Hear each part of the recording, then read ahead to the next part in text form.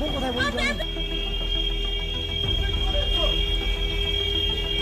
दोस्तों नमस्कार, मैं राकेश श्रीवास्तव हमारे YouTube चैनल में आप सभी का स्वागत है। ऐसा लगता है कि वक्फ बोर्ड बिल को लेकर जो विवाद शुरू हुआ था वो थमने का नाम नहीं ले रहा है। मंगलवार को इस बिल के लागू होते ही इसे लेकर पश्चिम बंगाल में सबसे पहले विरोध प्रदर्शन शुरू हुआ।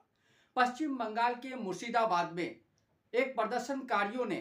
पहले तो इसके खिलाफ विरोध प्रदर्शन करते हुए एक कार्यक्रम किया और इस कार्यक्रम के दौरान ये कार्यक्रम बाद में हिंसा में तब्दील हो गया। इसके बाद पुलिस और प्रदर्शनकारियों के बीच जमकर नोकझोंक हुई और इस नोकझोंक की परिणति यह हुई कि प्रदर्शनकारियों ने पुलिस की कई गाड़ियों में आग लगा दिया। उसके बाद शहर के कई हिस्सों में तोड़फोड़ की गई और पथराव की घटनाएं सामने आई है।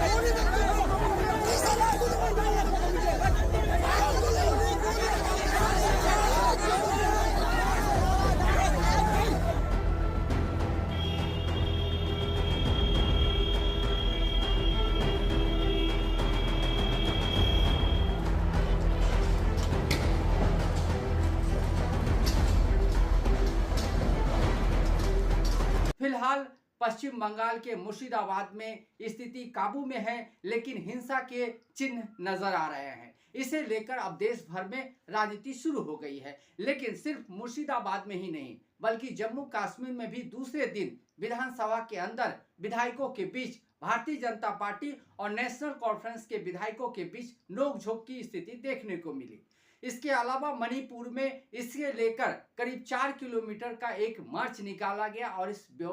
बिल के खिलाफ प्रदर्शन किया गया। फिलहाल इस मामले को लेकर केंद्र सरकार और राज्य सरकार एक्टिव हो गई है। खुद राज्यपाल ने इसे लेकर ममता सरकार के साथ संपर्क करके इस मामले को जल्द से जल्द शांत करने के लिए कहा है और पुलिस सड़कों पे मार्च कर रही है। इस मामले को शांत करने का प्रयास किया जा रहा है। इसी बीच उत्तर प्रदेश में उन वक्फ संपत्तियों की जांच की जा रही है, पता लगाया जा रहा है जिन वक्फ संपत्तियों को इस कानून के दायरे में लाया जाना है। सवाल ये उठ रहा है कि आखिर मुर्शिदाबाद में जो कुछ हुआ क्या वो सिर्फ इस वक्फ बोर्ड बिल के खिलाफ हुआ या इससे पहले इसकी एक रणनीति बन चुकी थी या इसका एक रोड मैप बन चुका था। आपको याद होगा 2 दिन पहले रामनवमी के मौके पे भारतीय जनता पार्टी की तरफ से शहर भर में करीब 1000 से अधिक मार्च या जुलूस निकाले गए थे और इस जुलूस के दौरान जमकर नारेबाजी की गई, गालियां बकी गई और ऐसे ऐसे नारे लगाए गए जिससे दूसरे धर्म को उकसाया जा सके। इसे लेकर माहौल बिगड़ता और उसके बाद ही ये मंगलवार को जब वक्फ बोर्ड बिल लागू हो गया उसके लेकर जब ये बैठक हुई और इस दौरान जब सम्मेलन में इसे लेकर विरोध जताया गया तो ये बाद में हिंसा में तब्दील हो गया। फिलहाल पश्चिम बंगाल पर पूरे देश भर की नजरें टिकी हुई है क्योंकि यहाँ जो हिंसा हो रही है उस हिंसा से ऐसा लग रहा है कि ये हिंसा किसी न किसी तरह से इसकी पृष्ठभूमि तैयार की गई थी, क्योंकि वक्फ बोर्ड बिल को लेकर मुस्लिम संगठनों की तरफ से विरोध तो जताया जा रहा है और हर स्तर से विरोध किया जा रहा है, लेकिन देश के दूसरे हिस्सों से इसे लेकर हिंसा की घटनाएं सामने नहीं आई। तो सवाल ये उठता है कि आखिर पश्चिम बंगाल में ही हिंसा की घटना क्यों सामने आई। तो सवाल इसलिए लाजमी हो रहा है क्योंकि 2026 में पश्चिम बंगाल में विधानसभा के चुनाव होने हैं और पश्चिम बंगाल में विधानसभा के चुनाव होने हैं। इसकी वजह से पिछले साल भर से भारतीय जनता पार्टी की तरफ से पश्चिम बंगाल में एक माहौल बनाने का प्रयास किया जा रहा है और इसी माहौल के तहत मौके मौके पर त्योहारों के खास मौके पर यहाँ जुलूस निकालकर कार्यक्रम करके सभाएं करके अपने ही वोट बैंक को साधने की कोशिश की जा रही है और खास रूप से वोटों का दुर्विकरण करने का प्रयास किया जा रहा है। इसी वजह से रामनवमी के मौके पे 1000 से अधिक जुलूस निकाले गए और जुलूस के दौरान बड़ी संख्या में हिंदू संगठन के लोग, हिंदू भाई लोग और बड़ी संख्या में तमाम लोग जुड़े और इस दौरान जिस तरह की नारेबाजी हुई और शहर के तमाम हिस्सों से जब ये जुलूस निकली, उस दौरान जिस तरह से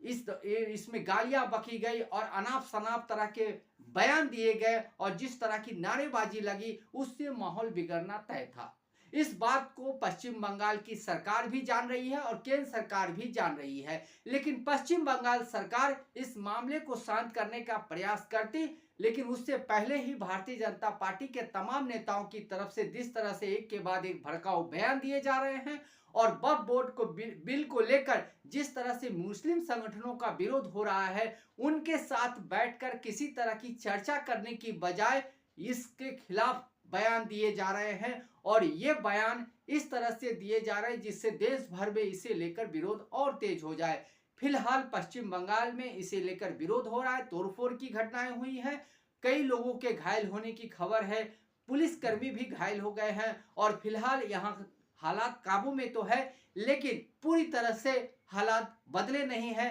हो सकता है कि अगर इस मामले को ठीक से डील नहीं किया गया तो आने वाले दिनों में ये हिंसा पश्चिम बंगाल के अन्य शहरों में भी भड़क सकती है।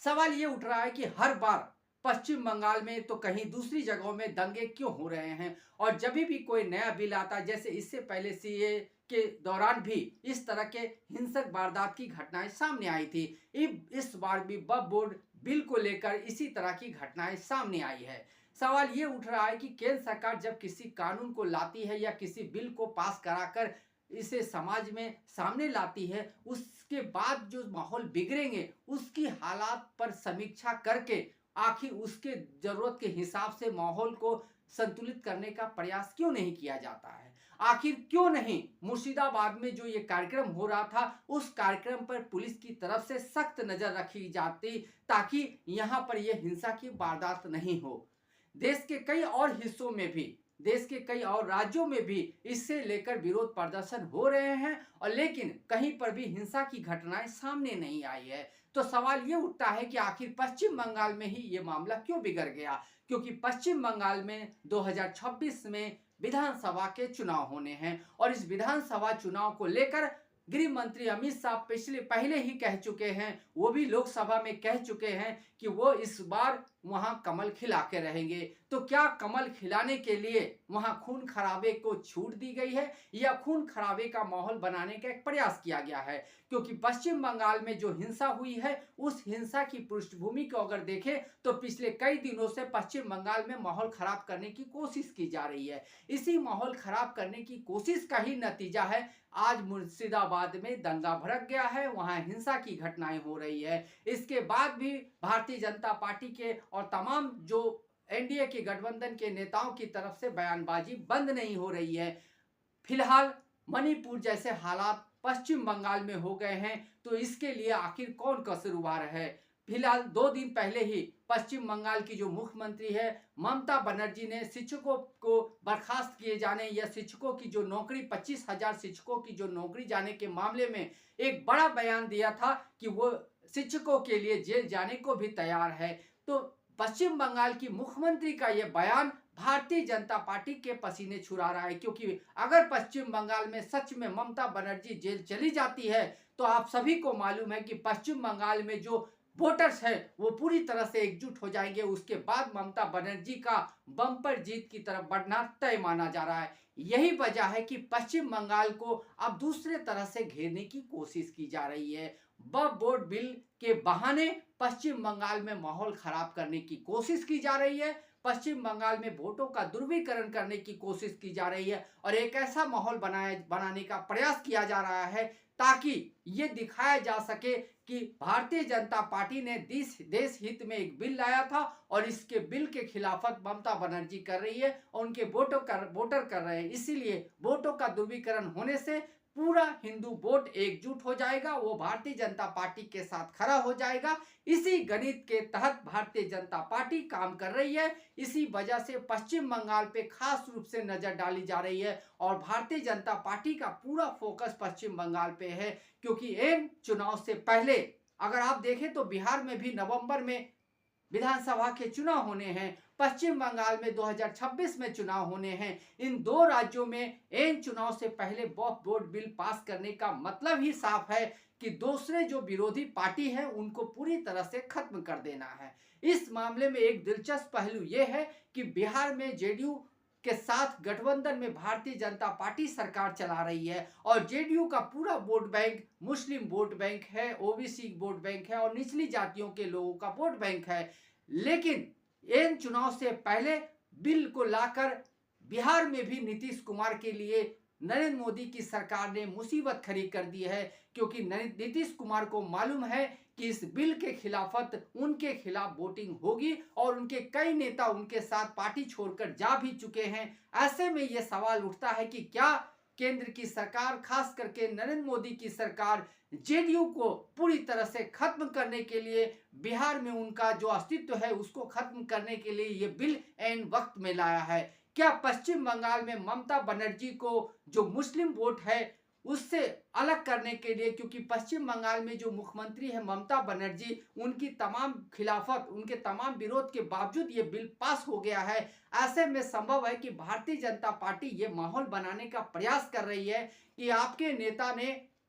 बिल का विरोध तो किया लेकिन वो बिल को वापस नहीं करा पाई, यानी भारतीय जनता पार्टी ही आपके साथ खड़ी रहेगी। इस तरह से वो पहले से जो हिंदू वोटर है उनको साथ तो साधने की कोशिश की है, मुस्लिम वोटों को भी तोड़ने का प्रयास किया है, यानी एक साथ दो राज्यों में दो मुख्यमंत्रियों को संकट में डालने का ये प्रयास है इस बिल के जरिए। क्योंकि ये बिल हो सकता है कि 1 साल बाद भी लाया जा सकता था, उतनी बड़ी कोई आफत नहीं आती, लेकिन इन विधानसभा चुनाव से पहले इस बिल को लाने का साफ मकसद है दो तरह से इस मामले में निशाना साधा जाए। एक तो वक्फ की जो संपत्तियां है उस पर कंट्रोल किया जाए केंद्र सरकार की तरफ से, और दूसरे जो बिहार के मुख्यमंत्री है और बंगाल की जो मुख्यमंत्री है उन दोनों की पार्टियों को इस चुनाव के दौरान खत्म करके